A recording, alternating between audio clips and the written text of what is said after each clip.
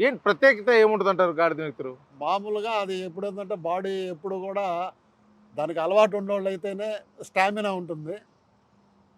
మాంసం, నెత్తురు 2 తాగితే వాకింగ్ చేసే సర్క్యులేషన్ బావుంటదనే ఉద్దేశంతోటి తాగుతుంటాం. కాతే ఆ సినిమాలో వాళ్ళు బాగా మొద్దుబారిపోతారు. ఎంత కొట్టినా దెబ్బలు తగలవు అన్న విధంగా కూడా చూపించారు. నిజంగా వాస్తవం ఉందా? వాస్తవమే. ఎలాగా? అది ఒకరోజు, 2 రోజులు తింటే పెద్ద పని చేయదు. కంటిన్యూషన్‌గా ఎప్పటినుంచో తాగుతా ఉంటే బాడీ హార్డ్‌గా ఉంటది. సినిమాలో బ్రూస్‌లీ ఎట్లా ఫైట్ చేసేవాడో, ఆ విధంగా బాడీ అంత గట్టిగా ఉంటది.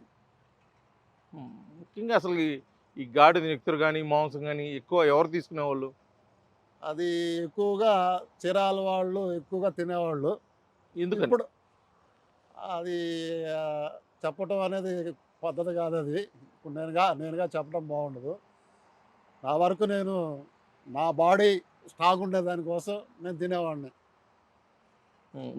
నిజంగా అంత మీకు అనిపించేదా? మామూలుగా ఉండకుండా అది తీసుకోవటం వల్ల, ఆ నెత్తురు తీసుకోవటం వల్ల, మాంసం తీసుకోవటం వల్ల గట్టిగా ఉంది. ఇప్పటి వరకు నా వయసు 77 దాకా ఉంది. నేను దరిదాపుగా నాకు తెలిసిన కాడి నుంచి నేను మాంసం తింటానే ఉన్నాను. ఆ బాడీ స్టాండర్డ్ ఉంది. ఇప్పటి వరకు కూడా దేవుడి దయ వలన. హ్మ్. ఇప్పటి వరకు దాన్ని కంట్రోల్ చేసుకుంటానే